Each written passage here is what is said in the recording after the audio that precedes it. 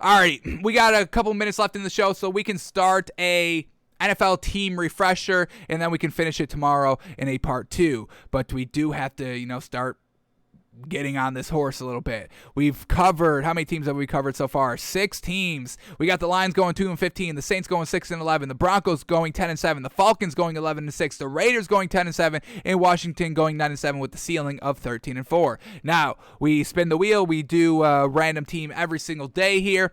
Team refresher, see what they did last season, see what they did in the offseason, who do they pick up, who do they draft, who do they lose, what is their schedule looking like this year as we walk through and see how many wins we can give them. So let's spin the wheel and let's see what team we get, and let's see what team we will do for today for our team refresher. So here we go. Wheel is spinning, wheel is slowing down, and today's team is the Tennessee Titans. All righty.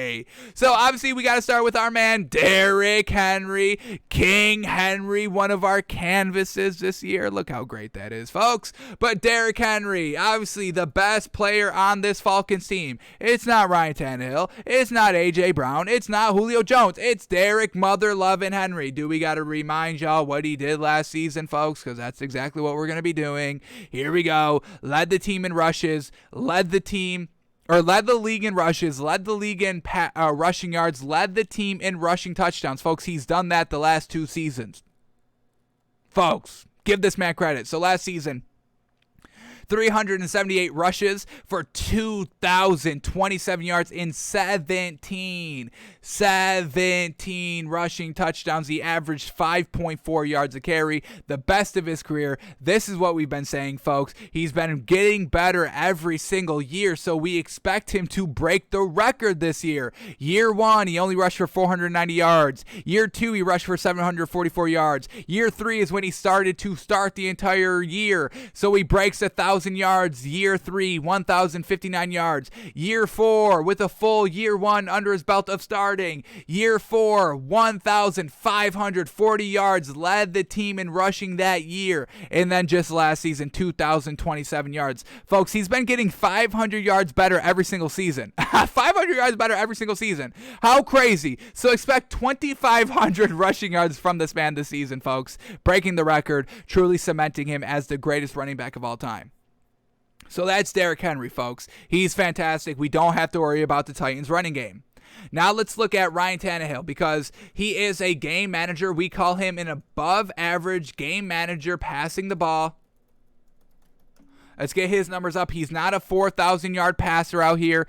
Only 3,000 yards last season, 3,800, which is a little below what our mark is. Our standard is 4,000 yards if you kind of want to be highly regarded as kind of a top quarterback in this league. He had 65% completion percentage last season, which is still really solid. That's right in our ballpark of what we're looking for, so we're fine with that. And then the touchdown to interception ratio is absolutely fantastic. 33 passing touchdowns last season and only 7 interceptions. So, I mean, we're talking close to like 5-to-1 touchdown to interception ratio, and we'll get behind that all day. So great job by Ryan Tannehill last season of just being that game manager. You've got a great running back to rely on. You don't need Ryan Tannehill throwing for 4,000, 4,500, 5,000 yards. You just need to be, a little bit of an above-average game manager. And when you've got great wide receivers in A.J. Brown and Corey Davis the last 2 seasons, it makes it easier for Ryan Tannehill. And that's what Ryan Tannehill can do. He doesn't really elevate Tier 2 wide receivers, but if you have Tier 1 wide receivers, Ryan Tannehill has no problem getting them the ball, and that's reflected in the great completion percentage that we've seen the last 2 seasons. 2019, when he took over the starting role for the Titans in 10 games starting, he threw 70%. Because once again, you have A.J. Brown and Corey Davis last season playing all 16 games, having 2 great wide receivers, going and throwing 65% completion percentage because you've got 2 great wide receivers. Now they lose Corey Davis to the Jets. Unfortunate, great for the Jets. Unfortunate for the Titans, but who do they go and bring in? Julio Jones. Fantastic. So you just traded. I mean, I'm ready to put Corey Davis in maybe potential A1 wide receiver core right there. And Julio Jones, there's no debate. The man is A1 when he's healthy, and that's the only knock that we have on Julio Jones. Can he stay healthy? Let's look at how many games he's missed over the last couple of seasons just to kind of get a gauge of what we could maybe be expecting of Julio Jones' injury and potentially being out for X amount of games. So let's get Julio Jones' stats up here. And let's see how many games he missed. I think he missed a solid 6 or 7 last season. Oh, even worse. He only started 9 games last season. So missed, 7 games last year? Not the greatest. Now, he didn't miss that many games the other kind of years. I thought he kind of missed a couple of more games throughout the years. But in 2019, he played in 15 games, only missed 1. 2018, he played in all of them. 2017, he played in all of them. And then 2016, he only played in 14. So he's only really missed, besides last season, over the last kind of 5 years, he's missed 4 games. It's just last year he missed 7. So big injury to him last year. And I mean, these yards just speak for themselves, folks. I mean, 1, 2, 3, 4, 5, 6 straight 1,000 plus yard receiving seasons. He led the league in receiving yards in 2015 with 1,871. He led the league in receiving yards in 2018 with 1,677. So we've got a league-leading rusher in Derrick Henry, multiple years. We've got a league-leading receiver in Julio Jones for multiple years, all on the same team. Sheesh, folks, sheesh. This team offensively could be absolutely loaded. It's going to be hard to stop it, folks. How do you stop all this great talent? Let's bring up A.J. Brown's yards, because he is we've been hearing and tracking Julio Jones coming into this mix. How does he fit? How does his role fit here with the Titans? Is he going to be the number 1? Is he going to be number 2? But we've heard it's all coming along together.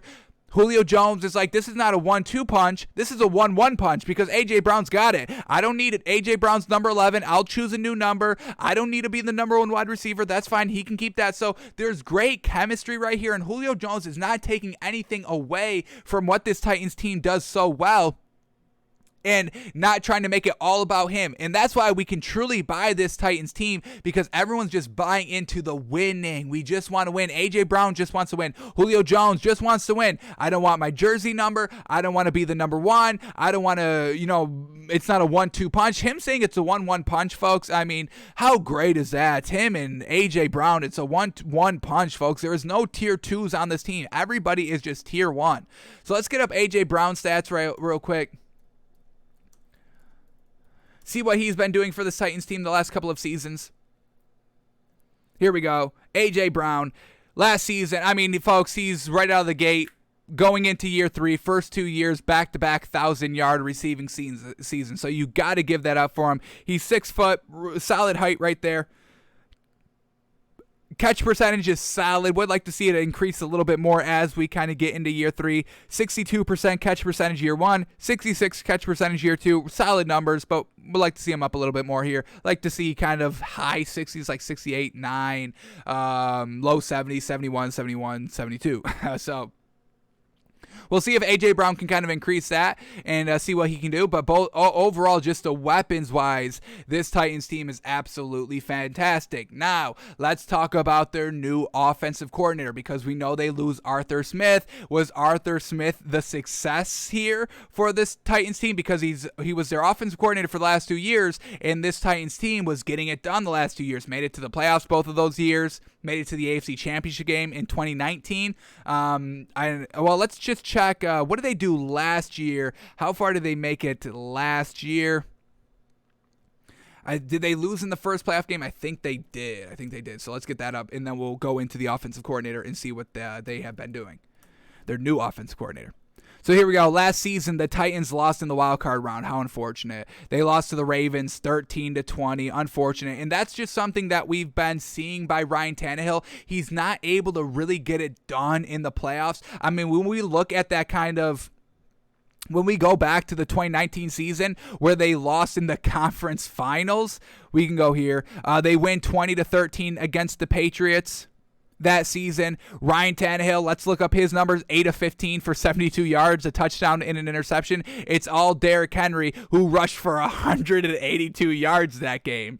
Then we go to the divisional round in 2019. Once again, they went 28-12. A little bit of a better scoring outcome there, but let's see what Ryan Tannehill did. 7 of 14 for 88 yards and 2 touchdown passes. But I mean, only 88 yards passing? What are we doing? 50% completion percentage, while Derrick Henry goes and rushes for 195 yards. So Derrick Henry is obviously the main focal point of this offense. Then they get in the conference championship game against the Chiefs, and we know the Chiefs can put up big numbers. They put up 35 points, and with running the ball, you eat up the clock. You don't really have a lot of time to put up 35 points. So Ryan Tannehill has to pass the ball a little bit more, and that's where we see him flounder. 21 of 31 for 209 yards, 2 touchdowns. It seems like it's good, but it still comes up just short.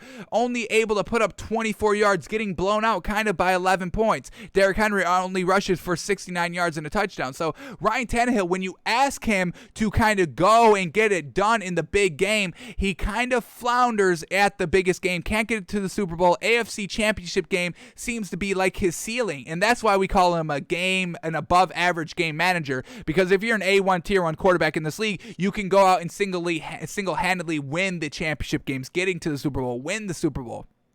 We classify Tom Brady, Aaron Rodgers, Drew Brees, Big Ben as kind of these A1 tier 1 quarterbacks in this league. Ryan Tannehill, he's an above average game manager. So we'll see what Ryan Tannehill's ceiling is, and we'll see what this new offensive coordinator for this Titans can do. So let's get his name up and what his history is, because they don't have Arthur Smith anymore. They lost him to the Falcons, who he is now their new head coach. So here we go, the Titans' new offensive coordinator. Let's get that up, and then we'll track his coaching history. Alrighty, we got Todd Downing. Let's see what Todd Downing has been doing here.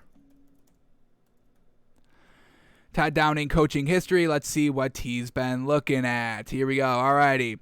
He's been with the Titans for the last 2 seasons as a tight ends coach. So he still knows the team a little bit out there. So that's good. He was a tight ends coach, working with the tight ends, getting passes from Ryan Tannehill. So he's, decently comfortable with Ryan Tannehill's skill set. This overall team's just overall skill set. He got here in 2019. That's when kind of, the great success for the Titans really started to take off ever since they moved off of Marcus Mariota. RIP to him. Unfortunate. But Ryan Tannehill's been coming in, doing what he needs to do to get this team wins and playoff appearances, and that's all you could ask for. So solid here. We'll see what he could do. Let's go back to his history. He got to the league in 2003. He was with the Vikings for his first 3 years in 2003 to 2005. Football systems analysis for the first 2 years, and offensive quality control. Then he went to the Rams for 3 seasons. He was in a defensive special teams assistant for the first 2 years, then got upgraded to defensive quality control. So he knows the offensive side and he knows the defensive side a little bit. Then he goes to the Lions for 3 years, offensive quality control, assistant quarterbacks coach. And oh, look at this. This is going to be great. And then he went for the Lions. He was the quarterback's coach for 3 years from 2011 to 2013. So he knows quarterbacks. He knows how to elevate and to coach quarterbacks, and that's going to help out Ryan Tannehill a lot, hopefully. Then he goes to the Bills, a quarterback's coach. Then he goes to the Raiders, quarterback's coach for 2 years. Then he goes to the offensive coordinator for the Raiders in 2017. Let's get up what they were doing in 2017. First year, is this his only year as an offensive coordinator? Yeah, so what was he doing here? What was this Raiders offense like in 2017? Alrighty. They were 23rd in points. Not greatest. Number 7, they were 17th in offensive yards with 5,100. The passing game was 16th in yards, 16th in touchdowns, 20th in interceptions. I think that's good because you want to be lower in interceptions. 14 interceptions, that may be a little bit too high. Rushing, 25th in yards, 30th in attempts. All right, well, now you have Derrick Henry, so you're going to want to get your rushing team really up to par. They were 11th in rushing touchdowns. Who was the rusher here for the Raiders in 2017? Marshawn Lynch. So you had an already established running back in Marshawn Lynch, yet you didn't utilize him a lot. That's real interesting. You had Derek Carr and you trusted him over Marshawn Lynch. I'm not trusting Ryan Tannehill over Derrick Henry here. So hopefully he's learned this Titan system a little bit better than he was learning this Raiders system, because that's a little interesting that they really didn't run the ball that much, and you had Marshawn Lynch, beast mode Money Lynch. Come on, you're not going to use him? I'm using Money Lynch, and Money Lynch and Derrick Henry are kind of similar run styles, physical, up the hole, not shying away from contact. So we'll see. I'm not kind of sold on the offensive coordinator, Todd Downing, just quite yet. So as the offensive coordinator for the Raiders, what was the wins that year for him? They went 6-10, unfortunate. And then he goes to the Vikings for 1 year as an offensive assistant. Let's see what this Vikings offense was like. He's an assistant here in 2018 for the Vikings. They go 8-7-1. What was the offense like here? They were 19th in points, 20th in yards overall. Passing, they were 13th in passing yards. That's not bad. 10th in passing touchdowns. That's pretty good. 8th in interceptions. That's actually good. You want to be a little bit higher. So passing game, once again, good. Running game lacked. 30th in rushing yards. 27th in rushing touchdowns. Who was the rusher in 2018? Was it Dalvin Cook? Because if it's Dalvin Cook and you're 30th in rushing yards, what are we doing? And it was Dalvin Cook. You only made Dalvin Cook rush for 615 yards? What is that about? Is that his first year? Was he a rookie that year? No, second year in the league. So what are we doing? All right, I'm kind of out on Todd Downing. I don't think this is a great look for him overall. And then he went to the tight ends coach for the Titans in 2019, 2020, and then an offensive coordinator for this season. So this could be not the greatest here. This could be not the greatest offense here. Maybe a little bit of a step back. Maybe not as good as Arthur Smith was the last 2 years for this Titans team. But like we said, only time will tell. And he was able to kind of sit and learn and see what this Titans team was doing the last 2 seasons. All right, before we move off of Todd Downing, he was the tight ends coach the last 2 seasons. So let's see what the tight ends were doing these last 2 seasons, because I don't think they were getting any big play. So in 2019, we got who are these? McCoyle Pruitt and Jonnu Smith. We all know Jonnu Smith, but Jonnu Smith only caught for 439 yards and 3 touchdowns. That's a little underwhelming in this new era of tight ends. Jonnu Smith went to tight end university. He's not on the roster anymore. It's now with the Patriots. But I mean, tight ends were really making their case, their names known the last 3-4 years. So Jonnu Smith not getting a lot of burn in 2019 is a little bit of a, once again, a solid medium red flag, like all these other kind of, being bad offensively in the running game when, he was the offensive coordinator or the offensive assistant. Let's see what the Titans were like with their tight ends just last season when once again, he was their tight ends coach. So we got Jonnu Smith, once again, just 448 yards. That's it. He had 8 touchdowns, a little bit better, but why are we not getting this man close to like 1,000 yards? Why are we not getting this man 600, 700, 800 yards? Why are we maxing out at 400 yards? So a little interesting there. Now I believe they got new tight ends. Let's get up their depth chart, because you're not going to have Jonnu Smith out there anymore. Who do they got to work with the tight ends now? We've got Anthony Fursker, and we've been hearing some good things about him. He just had 387 yards last season. So solid there. Alrighty. So that's their offensive coordinator, Todd Downing. Can we get behind this man?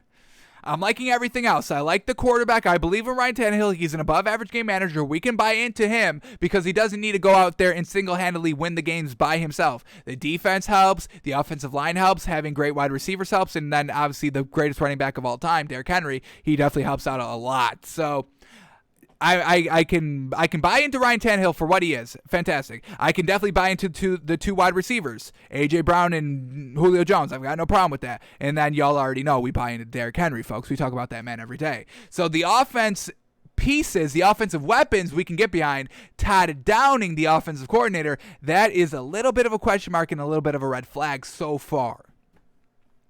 So I think we're going to leave it here for part one of our NFL team refresher on the Titans going into the season. Tomorrow we'll wrap it up in part two, see what they lost overall, see what they gained overall, see where their offensive line was at, ranked last season, and then we'll walk through their schedule and their draft and see how many wins we can give them this year. Todd Downing, I don't know if I buy into him. I'm a little concerned about this man. So far, this is the biggest concern that we have. Is that a good thing?